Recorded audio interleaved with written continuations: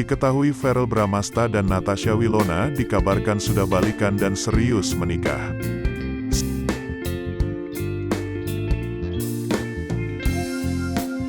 Saat dikonfirmasi, tak ada bantahan dari Verrell.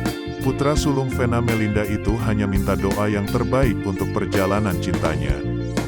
Doain aja yang terbaik, doain aja supaya bisa jalan sesuai seharusnya, ucap Verrell Bramasta di kawasan Kemang, Jakarta Selatan, Rabu, tanggal 30 Maret tahun 2022. Verrell yang baru saja merilis album sebagai bentuk curahan hatinya pada mantan kekasih, mengakui dapat support dari Natasha Wilona.